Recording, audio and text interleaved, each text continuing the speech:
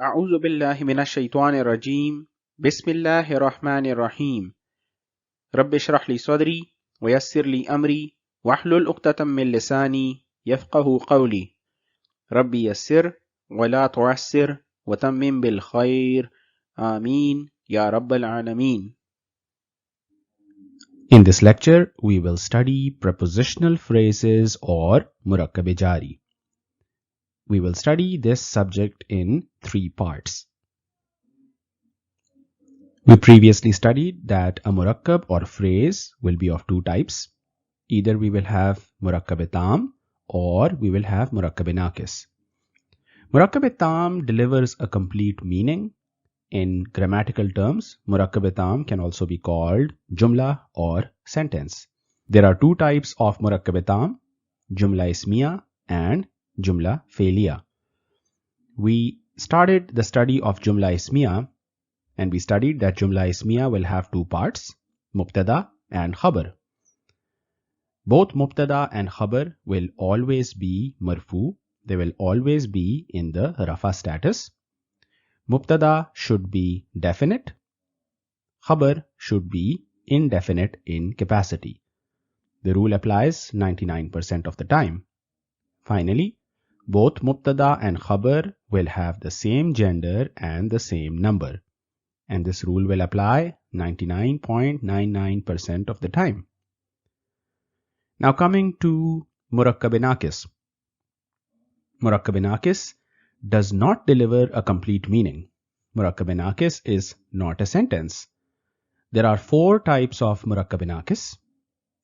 Murakkab ishari or demonstrative phrase, murakkab tawsifi or descriptive phrase, murakkab izafi or possessive phrase, and we will study the 4th one in this lecture, which is murakkab jari or prepositional phrase. For murakkab ishari or demonstrative phrase, there are certain identifiers. Number 1, we should rule out the presence of murakkab tam. Once we rule out murakkab tam, we will look for the demonstrative pronoun, which will be at the start of the murakkab, and it will be followed with an ism with al on it. Murakkab ishari or demonstrative phrase will have 2 parts. The first part is ism ishara, which is the demonstrative pronoun. This will come at the start of the murakkab, and this will be followed by musharun ilay, which is the ism that follows the demonstrative pronoun, and it will always be an ism with al at its beginning. For murakkab tawsifi or descriptive phrase, this also includes at least 2 asma, in which one ism will describe the sifat, characteristic or quality of the other ism. A murakkab tawsifi will also have 2 parts, the sifat, which is the characteristic or quality, and the mawsoof, which is the ism being described using the sifat. The identifiers for murakkab tawsifi will be number 1, rule out murakkab tam. Once murakkab tam is ruled out, we will look at the murakkab and identify that the second ism will be the sifat. The sifat will follow the mawsoof. It will have the same number, gender, capacity and status as the mawsoof. So the mawsoof will come first in the murakkab and it will be followed by the sifat. And both the sifat and mawsoof will be equal in number, gender, capacity and status. Next we studied murakkab izafi or possessive phrase. This also has 2 parts. Number 1, mudaf, and it is followed by mudaf ilay. The rules for mudaf are: mudaf will always come first, mudaf does not accept al, mudaf will not accept tanween, mudaf will not accept noon at the end of dual asma and masculine non-broken plural asma. The only rule that applies to mudaf ilay, which follows the mudaf, is that it will always be majroor. Now let us begin our study of murakkab jari or prepositional phrase.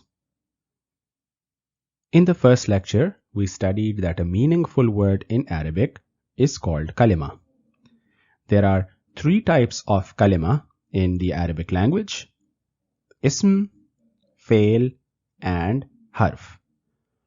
We already started our study of ism, and for the purpose of murakkab-e-jari or prepositional phrase, we will need to focus on the study of harf. There are some huroof. Huroof is the plural of harf. There are some huroof in Arabic grammar that precede an ism. That is, they come before the ism and make that ism majroor. So some huroof in Arabic grammar will come before an ism and it will make that particular ism majroor. Such huroof are called huroof-e-jara. Murakkab-e-jari or a prepositional phrase will also have two parts. The first part is called harf-e-jar, and the second part is the ism that becomes majroor because of harf-e-jar. So a prepositional phrase or murakkab-e-jari will have two parts. The first part is the harf-e-jar and the second part is called majroor ism. This is the ism that will come after harf-e-jar and it will always be in the jar status, or it will always be majroor because of harf-e-jar.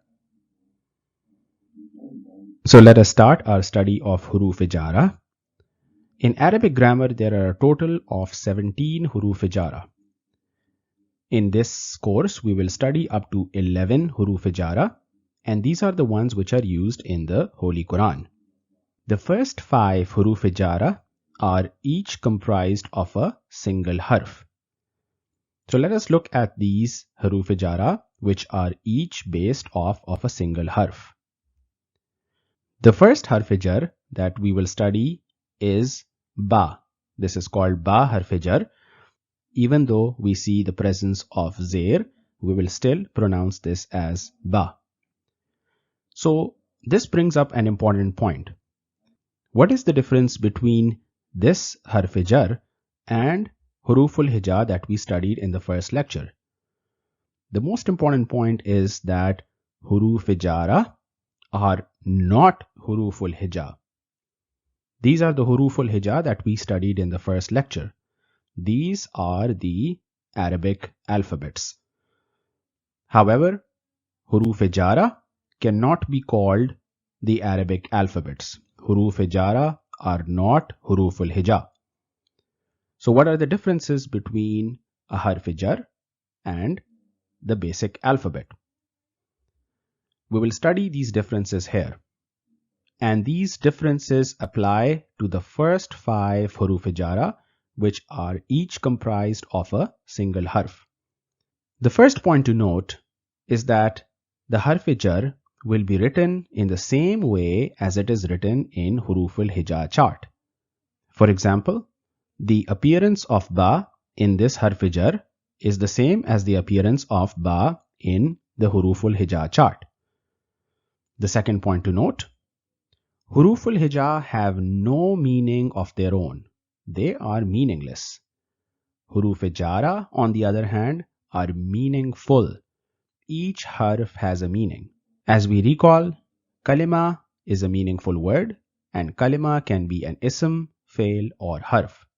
Therefore, huroof-e-jara are meaningful and each harf-e-jar has a meaning. So, ba harf-e-jar in this case will have a full meaning, which we will inshallah be studying soon. In comparison, from huruful hija, ba by itself does not have a meaning. Ta by itself has no meaning.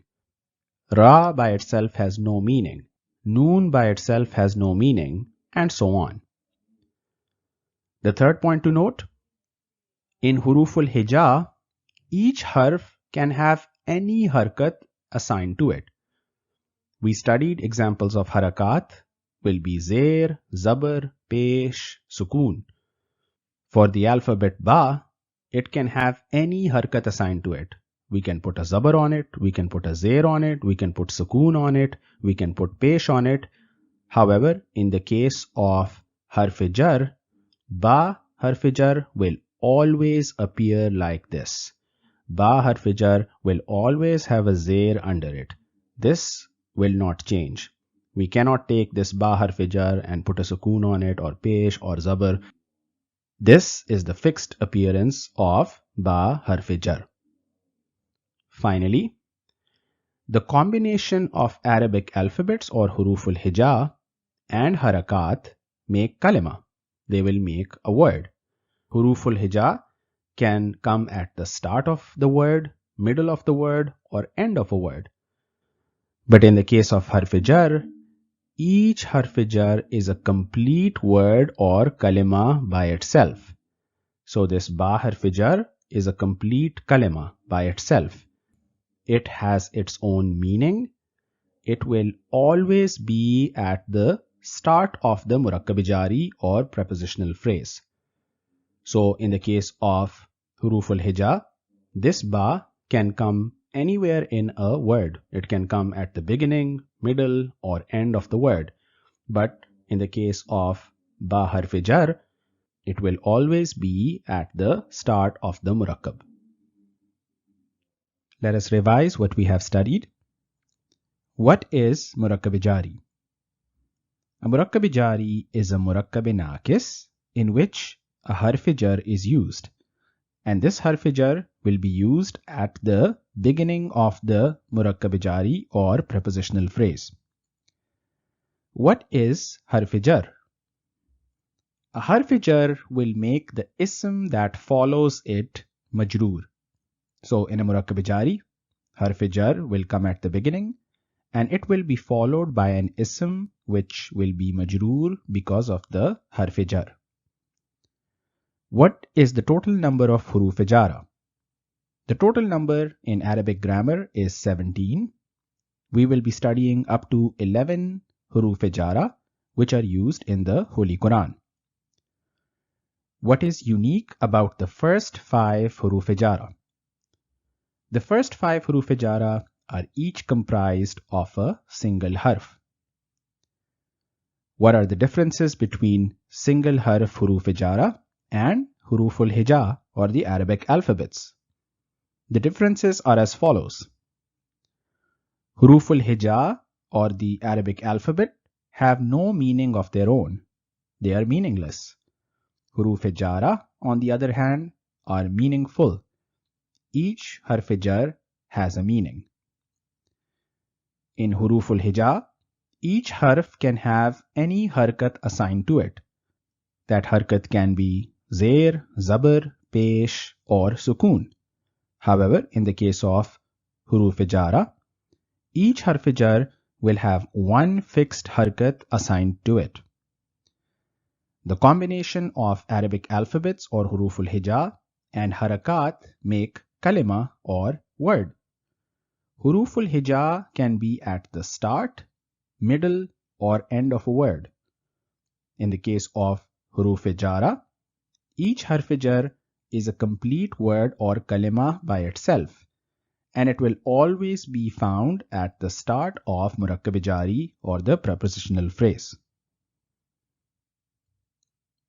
We will now study our first harf jar, which is ba.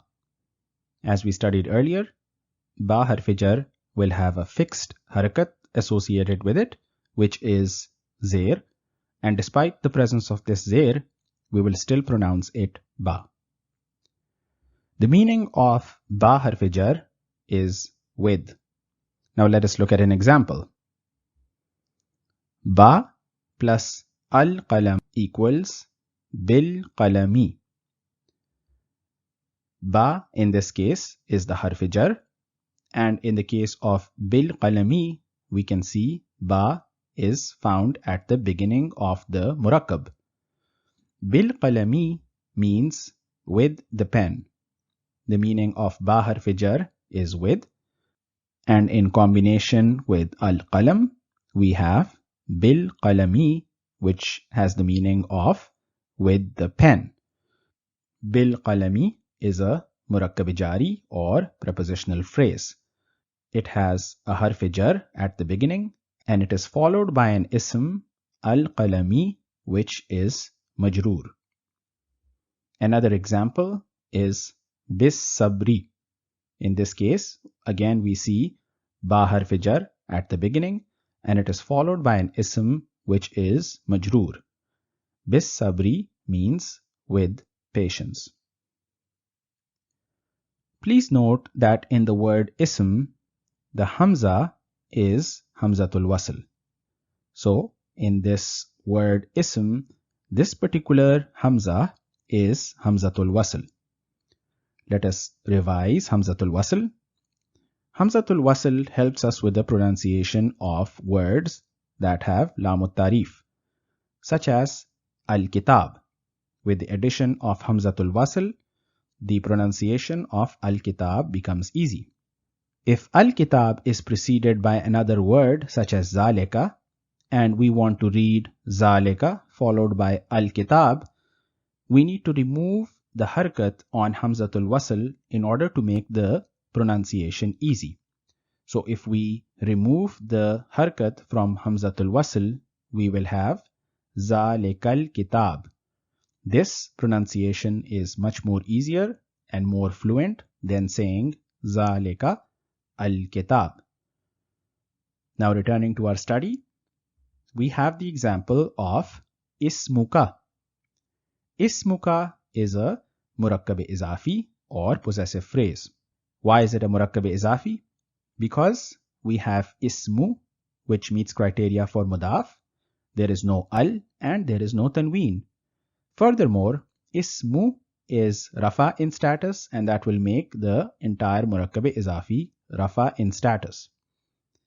Ka serves the role of mudaf ilay. Ka is an attached pronoun, and it is an attached pronoun that comes from the chart of attached pronouns in the jar status or majroor attached pronouns. Ismuka can be translated to your name.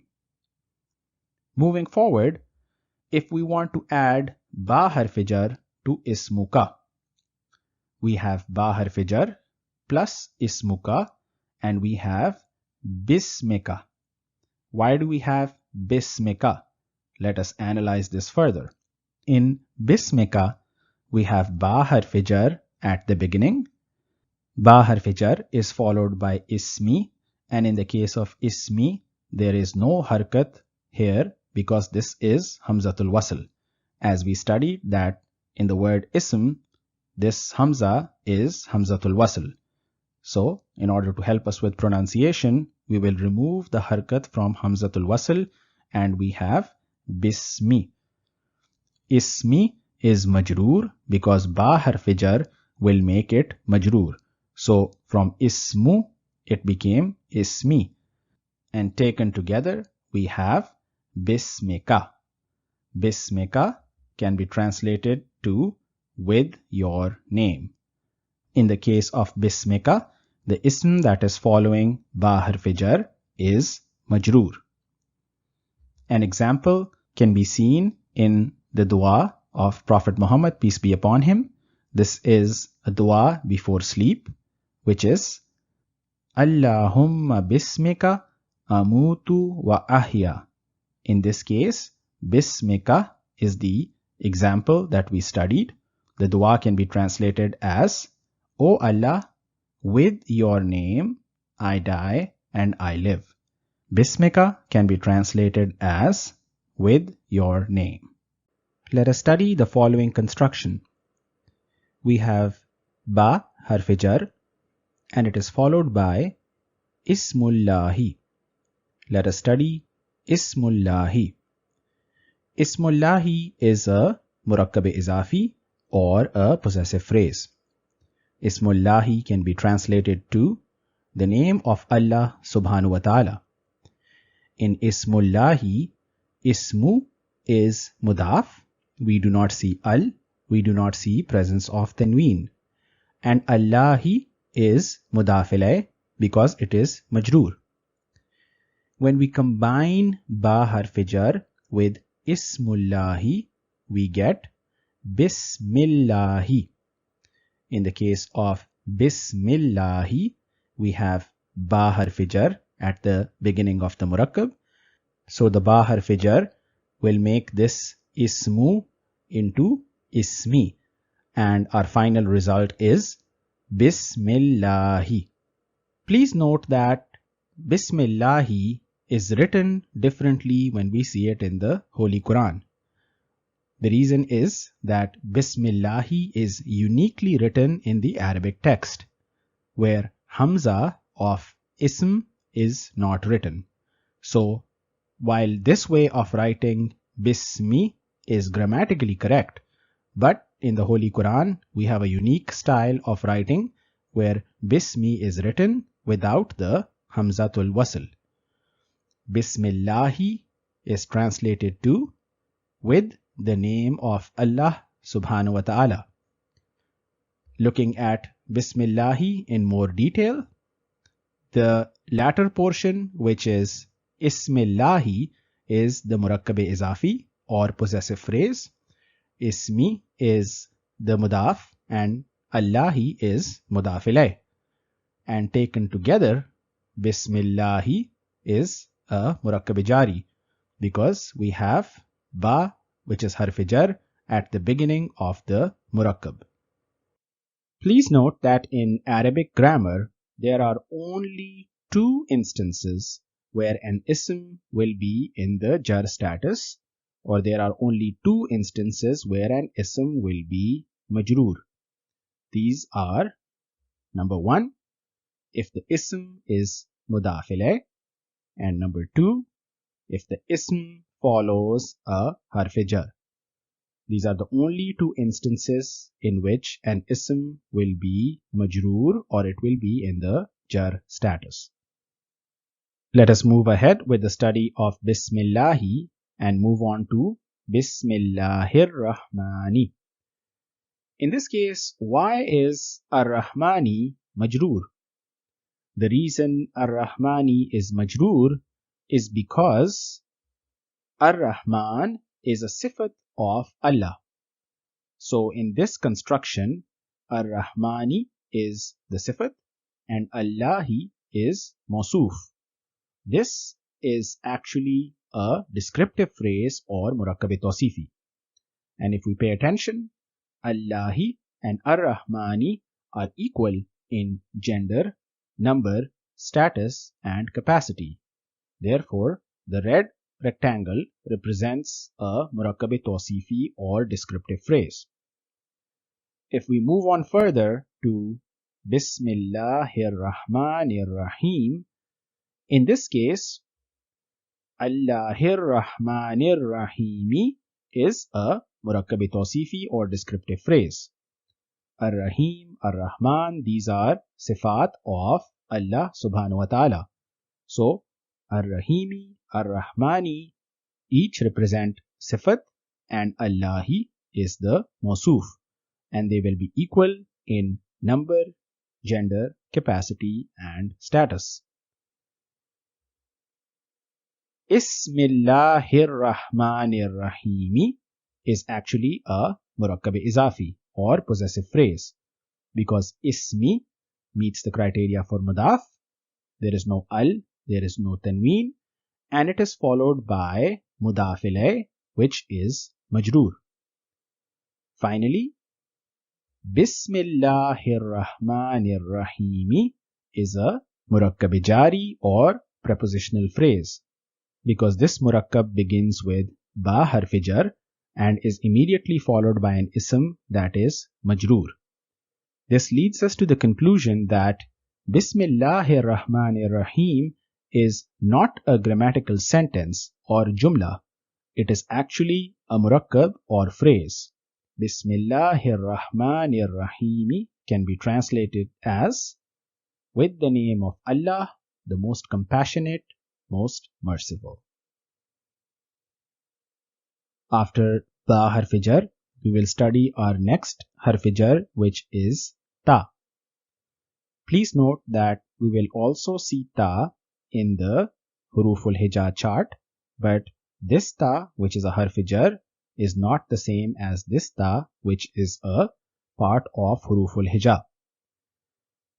The same rules apply in this case as well. This Ta is written in the same way as it is written in the huroof al-hija chart. ta harf jar has a complete meaning of its own. It is a meaningful harf as opposed to this ta from the huruful hija chart, which is meaningless and it does not have any meaning of its own. In the case of huruful hija, each harf will have a harkat assigned to it. This ta can have zair, zabar, pesh, sukoon, any harkat can be assigned to it. However, in the case of ta harf jar, there will be a fixed harkat assigned to it, and in this case, that fixed harkat is a zabar on ta. And finally, the combination of huruful hija and harakat will make kalima or word. The huruful hija can come at the start, middle or end of a word. However, ta harf jar will always come at the start of the murakkab, and ta harf jar has its own complete meaning. The meaning of ba harf jar is with. The meaning of ta harf jar is to swear or to make an oath. Please note that ta harf jar is only used with ism Allah as tallahi. So the only time we will see ta harf jar being used will be with ism Allah, and it will be used as tallahi. Tallahi has Allahi as majroor because ta harf jar will make ism Allahi majroor. An example from the Holy Quran, Surah number 26, Ayah 97. By Allah, we were clearly mistaken. In other words, we swear by Allah or we make an oath by Allah. After ba harf jar and ta harf jar, next we will study waw harf jar. Please note that the same rules apply to waw harf jar as it does to ba harf jar and ta harf jar. Waw harf jar is not the same as waw that we see in huruful hija, although it is written in the same way as the way waw is written in huruful hija. This waw is meaningless, and waw harf jar has a complete meaning. Waw harf jar will have a fixed harkat on it, which is zabar. In contrast, waw from the huruful hija chart can have any harkat on it. It can have zair, zabar, pesh, sukoon. Any harkat can be applied to this waw. Finally, waw from huruful hija is used to make words in combination with harakat. It can come at the beginning of the word, middle or end. In contrast, waw harf jar will always be seen at the beginning of the murakkab jari or prepositional phrase. Ba harf jar has the meaning of with. Ta harf jar has the meaning to swear or to make an oath. Waw harf jar also has the meaning to swear or to make an oath. Please note that waw harf jar can be used with ism Allah as wallahi. And Allah subhanahu wa ta'ala has used it with other asma in the Holy Quran. So Allah subhanahu wa ta'ala has used waw harf jar with other asma in the Holy Quran, and we see several examples of it. For example, Allah says in Surah number 103, Ayah number 1, Wal Asri. In this case, waw harf jar is at the beginning of the murakkab, and it is followed by Al Asri, which is majroor. Wal Asri can be translated as I swear by the passage of time.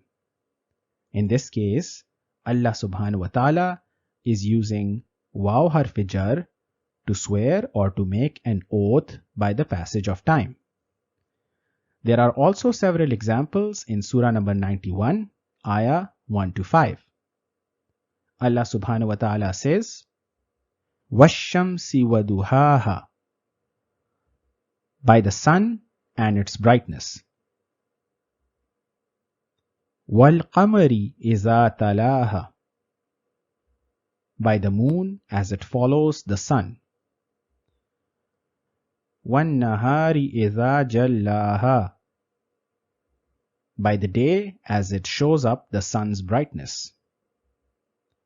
وَاللَّيْلِ إِذَا يَغْشَاهَا, by the night as it conceals the sun. وَالسَّمَاءِ وَمَا بَنَاهَا, by the heaven and him who built it. In this table, we can clearly see that on several occasions in the Holy Quran, Allah subhanahu wa ta'ala has used waw harf jar with several different asma to swear or to make an oath. Please note that wa is also used to indicate and. For example, Zaidun wa Hamidun, Zaid and Hamid. In this case, wa is indicating and. This wa has no effect on the status of Hamidun, which follows it. If this was a harf jar, or if this was waw harf jar, it would change the status of the ism following it and it would make it majroor. But that is not the case here. Waw harf jar will make the ism following it majroor. And this is how we can tell the difference between waw harf jar and wa that is used to indicate and. سبحانك اللهم وبحمدك أشهد أن لا إله إلا أنت أستغفرك وأتوب إليك.